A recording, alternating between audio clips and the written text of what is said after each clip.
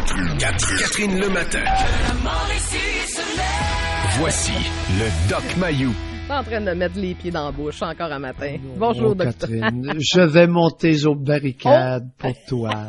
On fait donc ça. Bonjour, docteur Mayou. Je vais te rescaper. Ah, rescapez-moi.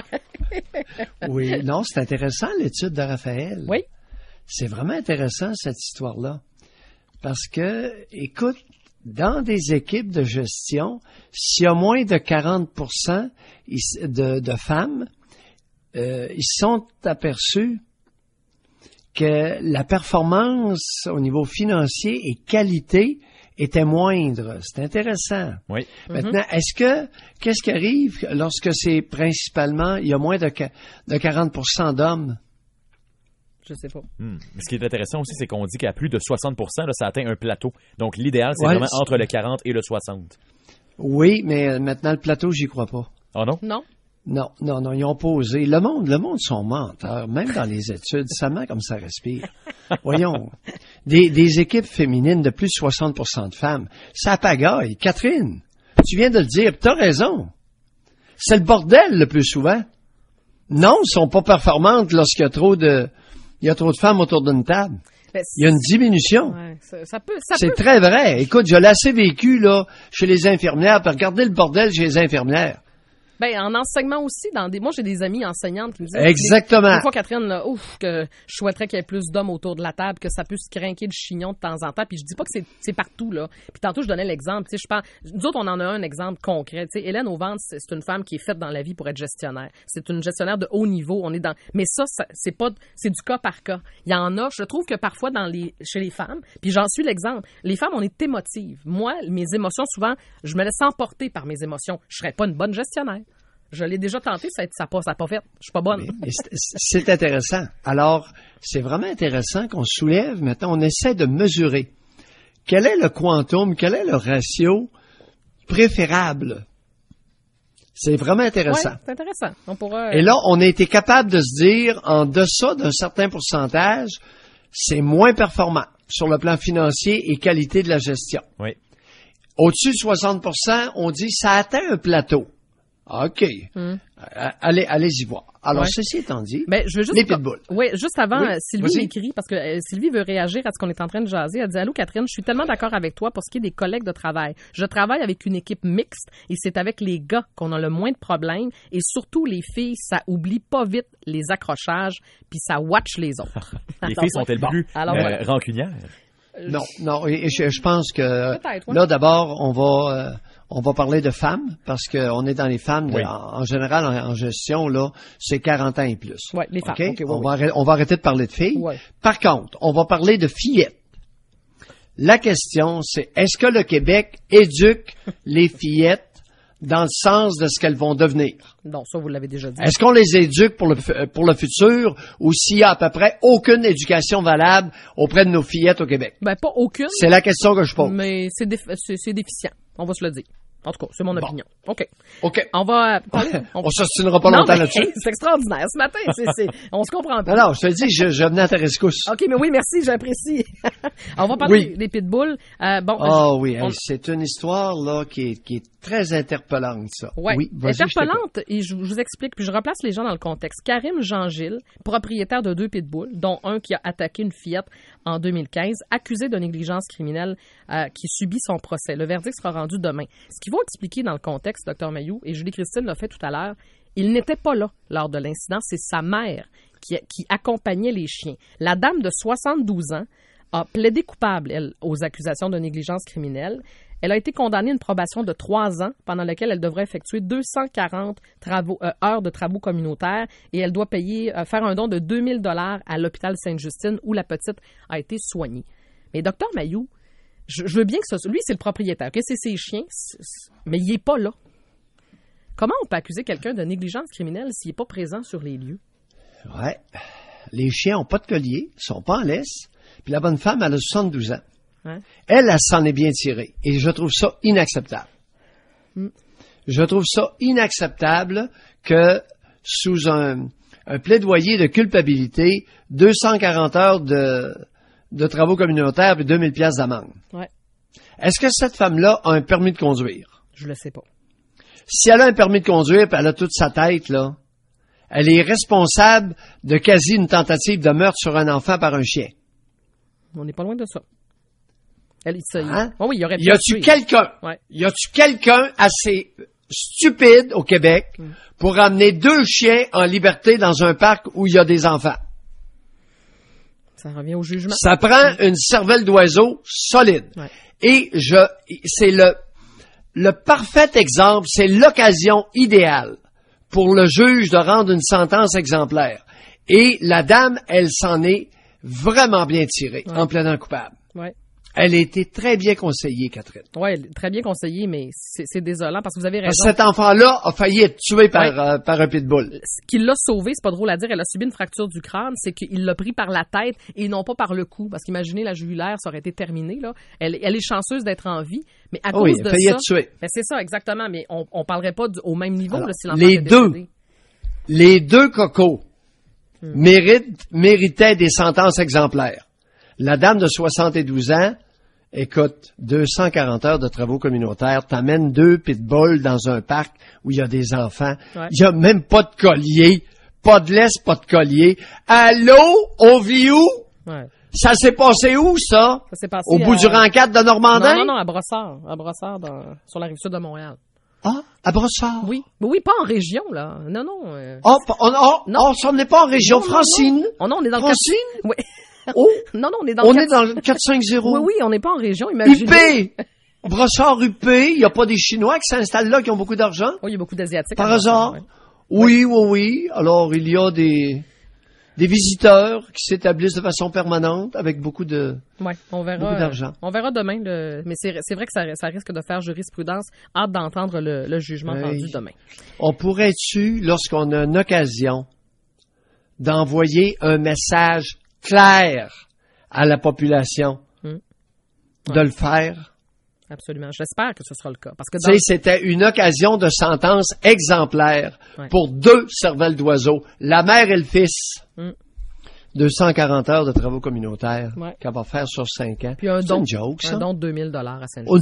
Un don de 2000 $. Oui, c'est ça, c'est pour bonne conscience. Docteur À Brossard. Mayou, il y a un autre sujet que je voulais aborder avec vous. Le sexe. Oui, en fait, les cours d'éducation... Je sais que t'aimes ça.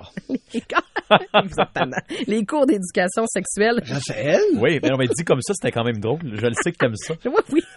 Faites attention, là. Mettez-moi pas dans le trouble. Je veux parler... Il y a de l'inquiétude chez les enseignants parce que les fameux cours d'éducation sexuelle, là, on connaît les thèmes abordés, OK? Je vais vous décrire les thèmes abordés au préscolaire et primaire, ce dont les enseignants devront parler avec les jeunes. Le corps humain, l'identité de genre, l'hygiène, la grossesse et la naissance, les agressions sexuelles, les rôles et stéréotypes sexuels, la puberté et l'éveil amoureux et l'amitié. Au secondaire, les relations amoureuses et la séduction, l'orientation sexuelle, l'identité et les stéréotypes sexuels, les agressions sexuelles, l'agir sexuel, quand on parle de masturbation, pornographie, orgasme, les infections transmises sexuellement et la contraception et la violence conjugale. Ouf! On souhaite bonne chance aux enseignants.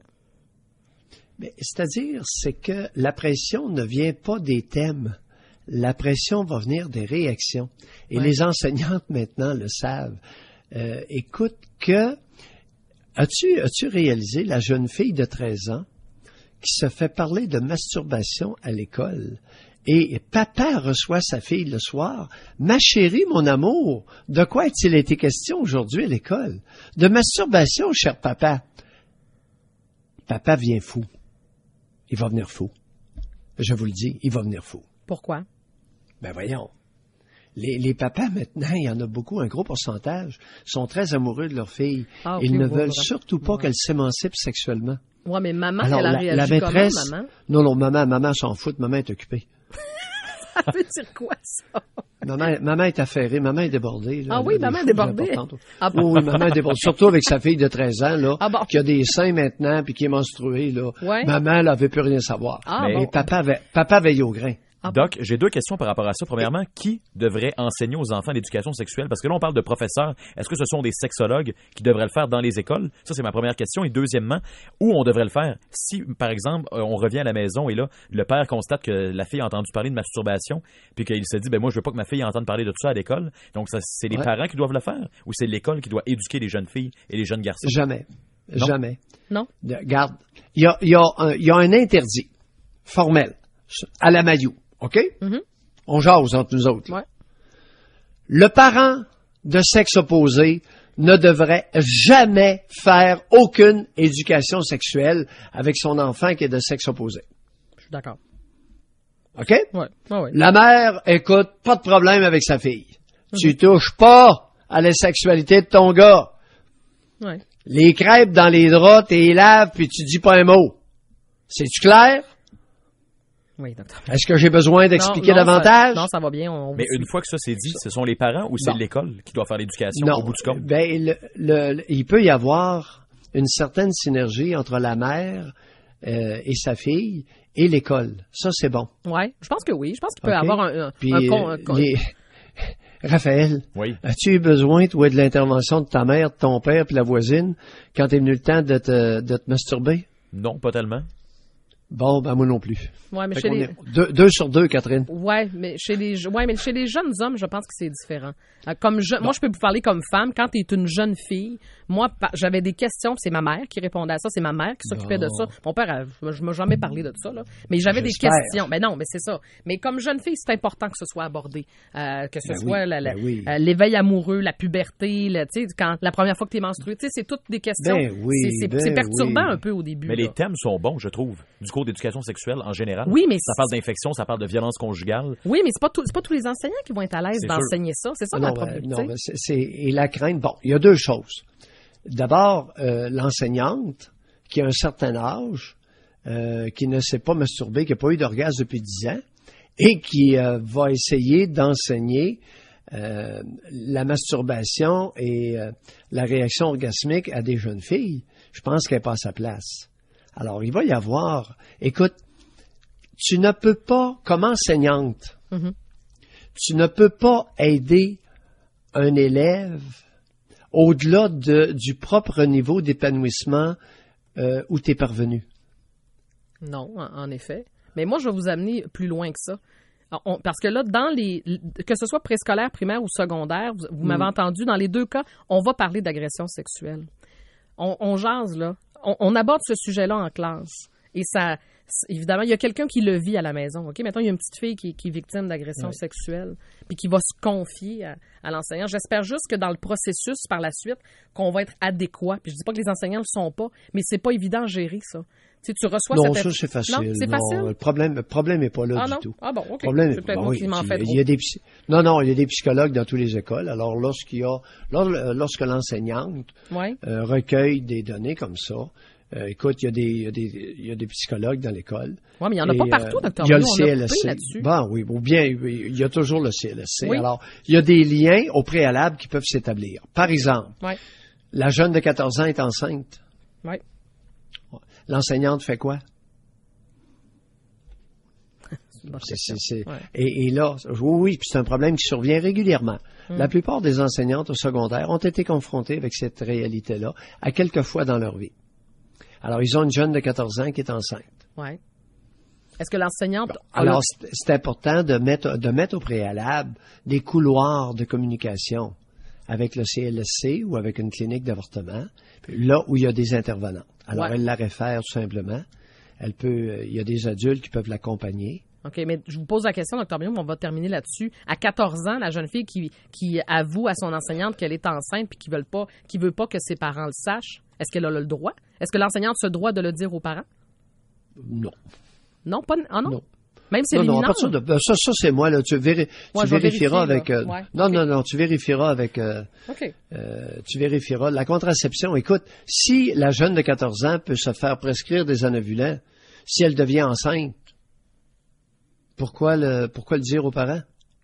Ouais, mais souvent... Non, si la jeune veut pas que ses parents le sachent là, Ouais, mais... OK, je vais vérifier. il y a tu vérifieras avec François voir si les enseignantes sont tenues par la loi. Ouais. Maintenant, non, OK. je recommanderais si c'est le désir de la jeune. Elle a ses raisons.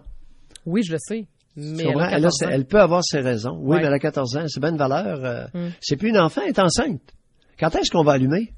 Ouais. Oui, mais c'est mon enfant, docteur, c'est Non, mais encore c'est un pas tout ça. petit bébé. Oui. J'entendais ça hier. Oui, je caricature même pas, là. Non, je vais essayer des docteurs Ah oui, Mayou mais à c'est encore 14 mon ans. bébé. Non, bébé est enceinte, là. Mais, Oui, Il y a les un bébé dans le ventre. Les enfants de 14 ans sont encore à la charge des parents. Mais c'est une adolescente à 14 ans. C'est pas une femme. Oui, c'est pas une adulte, là. oui, mais c'est plus une enfant. Alors, Non, je a-t-elle le droit dans notre société de dire, je veux pas que mes parents le sachent, puis je me fais avorter? OK, on va vérifier. Docteur Mayou, on vous retrouve à 9h05. Ah, c'est ça les vrais problèmes. Et tout à fait par hasard, dans le programme d'éducation sexuelle, rien sur l'avortement. Non. Spécial, hein? Spécial. Oui. OK, on va se garder ça pour demain. On se reparle de tout ça dans la commission PM. Vous serez accompagné de Sylvain Lévesque ce matin. Pas facile, la vie des adultes. Non, pas facile. OK. Pas facile. Le Québec a beaucoup de misère à préparer les jeunes à la vie adulte. Ouais. N'est-ce pas évident ce matin? Ouais. Lorsqu'on parle de sexualité, Absolument. Mais surtout quand on parle l'éducation des fillettes, pas loin d'un gros zéro au Québec. Bon, Autant à la maison qu'à l'école. OK. Donc bien nos affaires. On a un Dixit bon... Mayou, mais là, oui, au Dixit matin. Mayou. Oui, c'est ça. Vous Dixit délirez un Mayou. peu, hein. C'est ça. Bon, Oui. Ah! je vous Il agace. m'arrive à l'occasion assez régulièrement d'imiter mes patients. Eh bon. On vous retrouve à 9h05. À tantôt, Dr. Mayou. 7h28.